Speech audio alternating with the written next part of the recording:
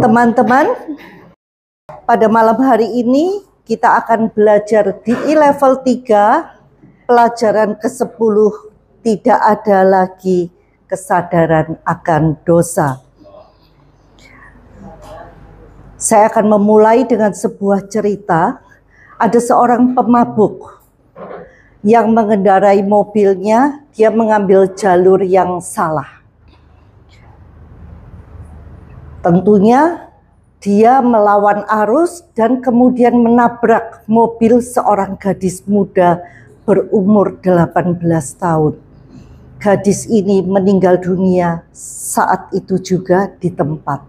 Tentu saja sang pemabuk ini dituntut di pengadilan dan dia dihukum oleh hakim.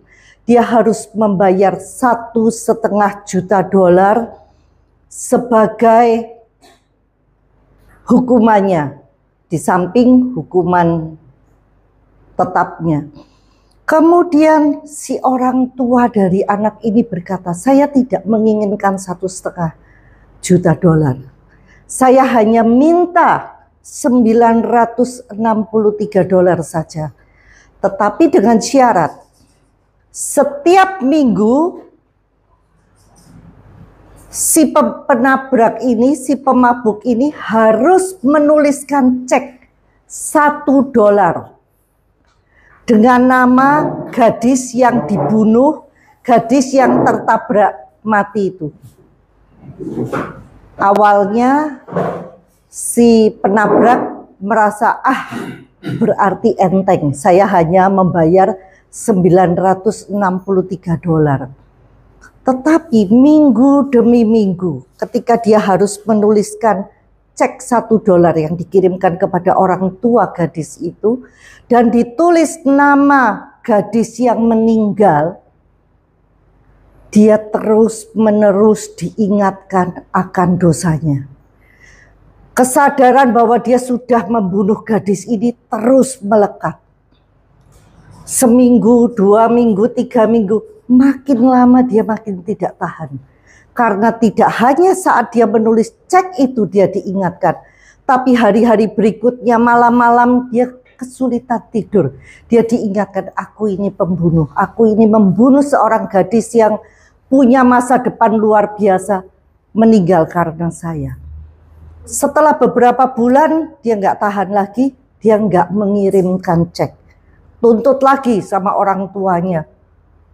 Dia mengirimkan cek lagi, gak tahan lagi. Demikian beberapa kali, akhirnya si pemabuk bilang, hukuman ini sangat kejam.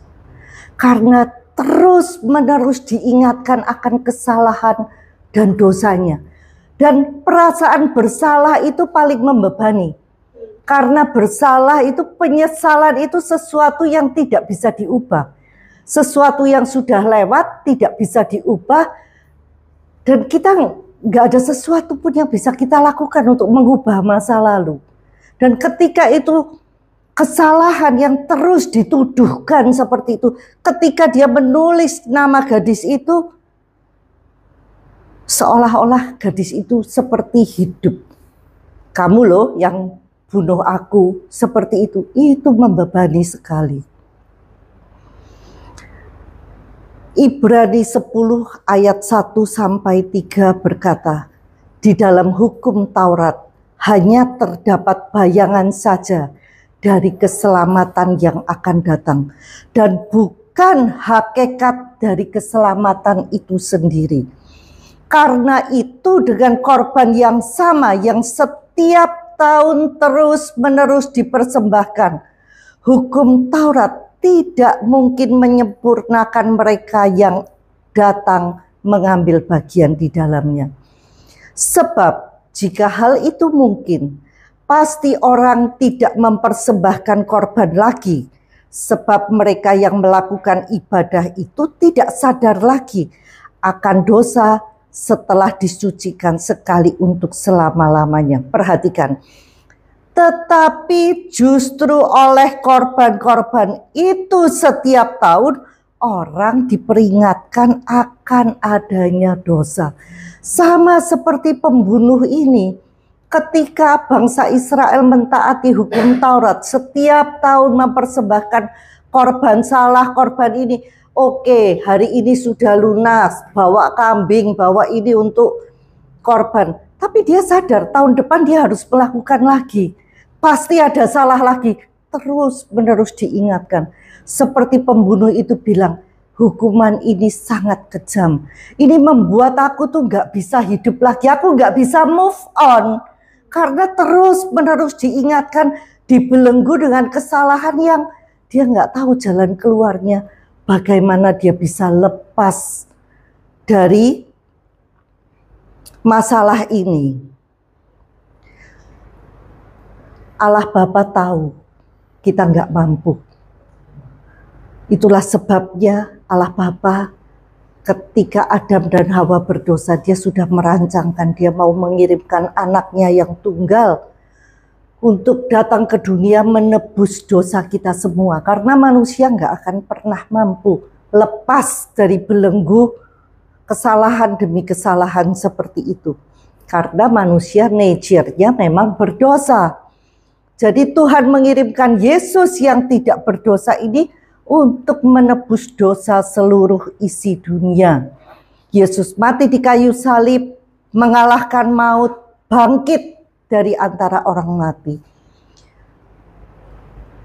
Setiap orang yang percaya kepada Yesus, kita lahir baru, menjadi ciptaan baru. 2 Korintus 5 ayat 17 berkata bahwa ketika kita percaya kepada Yesus, kita menjadi ciptaan yang baru. 1 Korintus 5 ayat 17 berkata, barang siapa yang mengikatkan dirinya dengan Yesus, kita menjadi satu roh dengan dia. Roh kita dengan roh Yesus menjadi satu.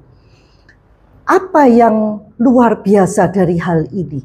Ketika kita menjadi satu roh dengan Yesus, kita menjadi ciptaan baru, kita dilepaskan dari diri kita yang lama.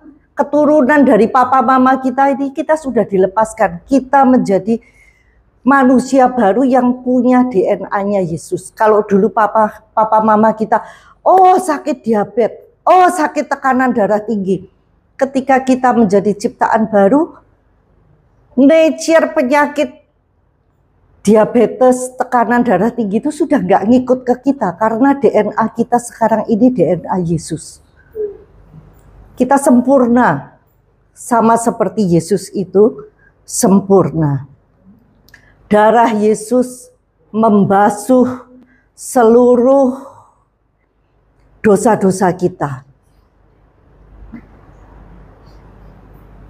Perbedaan antara penghakiman dengan darah Yesus.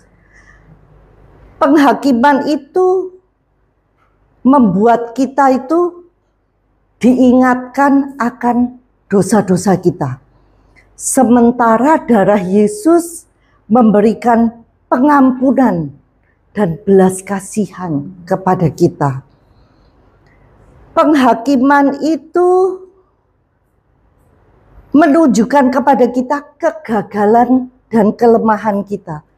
Yang di bold itu, kamu loh sudah gagal, kamu loh ini gak mampu, kamu itu lemah. Sebaliknya, darah Yesus itu menunjukkan kepada kita anugerahnya yang sempurna. Apapun yang kita butuhkan, kita tinggal datang ke dalam salib Kristus. Di sana Yesus sudah bayar semuanya. Yesus menjadi miskin supaya kita menjadi kaya. Bilur-bilurnya untuk menyembuhkan kita. Yesus ditelanjangi, dipermalukan supaya kita gak perlu menanggung rasa malu. Yesus menggantikan kita. Apa yang harusnya kita yang menjalani, Yesus sudah menjalaninya untuk kita.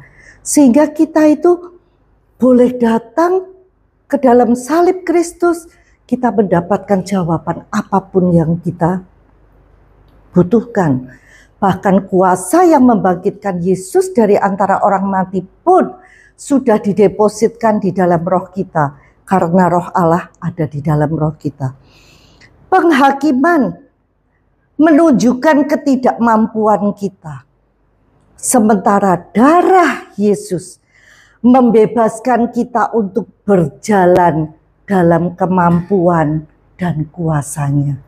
Darah Yesus itu yang membasuh kita, menjadikan kita manusia yang baru, sehingga kita bisa berjalan bersama Yesus dalam kemampuan dan kuasa Yesus, bukan dengan kemampuan dan kuasa kita. Kalau kita sendiri nggak mampu, tapi ketika kita bersama Yesus, kita mampu melakukan apapun. Apa sih yang terjadi ketika kita menjadi ciptaan yang baru? Sadarkah kita ketika kita menjadi ciptaan yang baru, sesungguhnya nature kita berubah?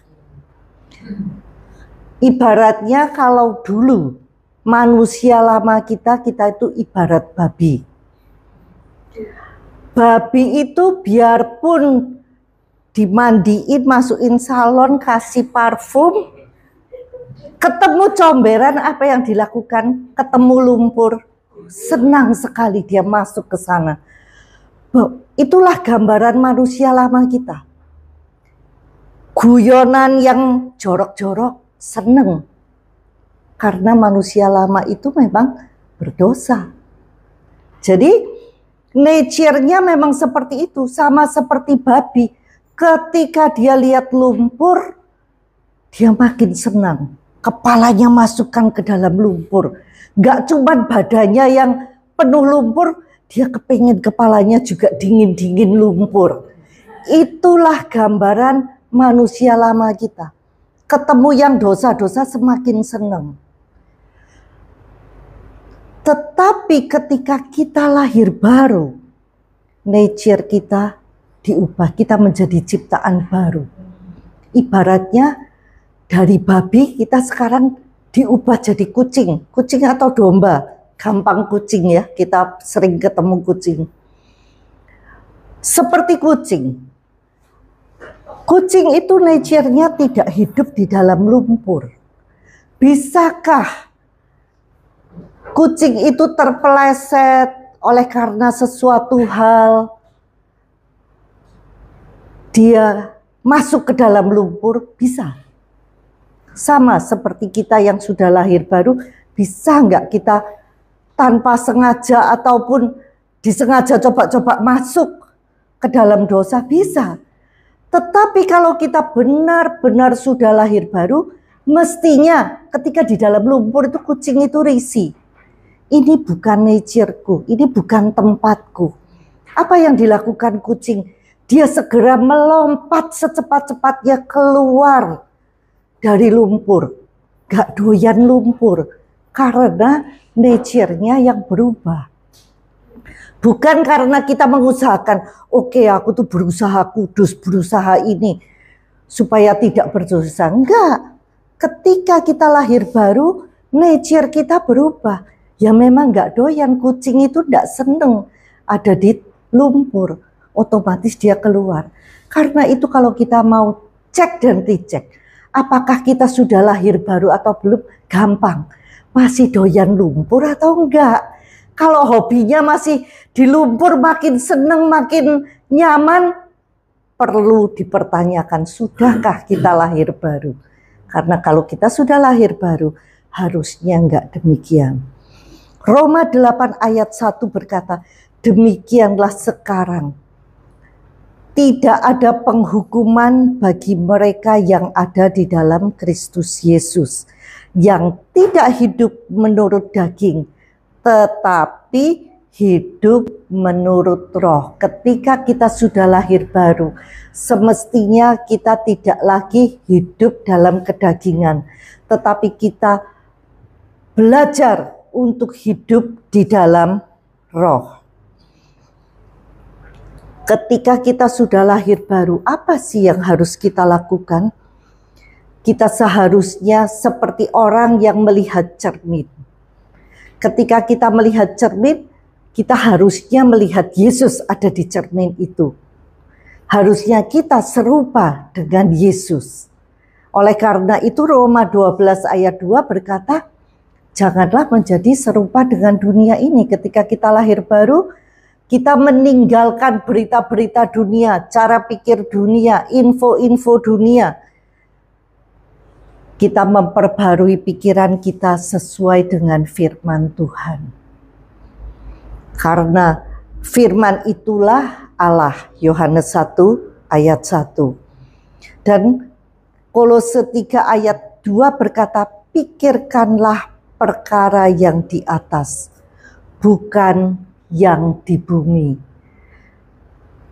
Cara kita hidup, kita melihat bagaimana firman itu mengajarkan kita apa yang harus kita pikirkan, apa yang harus kita katakan, apa yang harus kita rasakan. Demikianlah seharusnya kita berpikir, berkata-kata, merasa, mengambil keputusan. Hikmatnya kita dapatkan dari firman, karena firman itu adalah Allah sendiri. Roma 8 ayat 29 berkata, sebab semua orang yang dipilihnya dari semula, mereka juga ditentukannya dari semula untuk menjadi serupa dengan gambaran anaknya, supaya ia, anaknya itu, menjadi yang sulung di antara banyak saudara. Tahukah kita bahwa Yesus itu menjadi yang sulung di antara kita? Artinya bagaimana sih? Ketika Yesus ada di dunia ini, dia 100% manusia. Dia juga 100% Allah, tetapi dia menanggalkan kealahannya, dia menjadi 100% manusia. Dia memberikan contoh kepada kita bagaimana caranya hidup berkemenangan di dunia ini. Itulah sebabnya ketika wanita yang pendarahan 12 tahun, ketika dia menjamah ujung jumbai Yesus bertanya, siapa yang menyentuh aku? Karena Yesus sama sekali nggak tahu. Karena sebagai manusia 100% dia nggak tahu siapa yang menyentuh dia. Tapi dia merasakan ada kuasa yang keluar dari dirinya. Sehingga menyebabkan wanita yang pendarahan itu sembuh. Tetapi dia tidak tahu. Nah, Yesus itu memberikan teladan. Bagaimana cara hidup di dunia ini dengan berkemenangan. Jadi kalau Yesus bisa, kita pun bisa. Kalau Yesus bisa membangkitkan orang mati, mengusir setan, menyembuhkan orang sakit, kita pun bisa. Sama seperti Yesus. As he is, so are we in this world. Sama. Sadarkah kita ketika kita hidup di dunia ini, yang dibold di dunia ini itu kesalahan-kesalahan kita. Ketika kita sekolah, oke, ulangan 10 soal. Kita bisa mengerjakan 9, salahnya 1. Tapi yang dibold apa? Salahnya berapa? Targetnya selalu tidak ada salah, sempurna. Meskipun 9 dibanding 1, yang betul 9, yang salah 1, seharusnya yang banyak itu justru yang betulnya. Tapi di dunia ini kita selalu kebiasaan untuk yang di bold itu kesalahannya, kekurangannya. Itulah sebabnya kita terbiasa seperti itu juga. Kita suka sekali cari salahnya orang. Kita suka lupa kebaikannya, kita hanya ingat kesalahan-kesalahan orang. Dalam kehidupan rohani pun ternyata demikian. Jadi sekian tahun yang lalu ketika saya membaca buku tentang mengenakan perlengkapan senjata Allah, itu bagus. Sesuai dengan firman.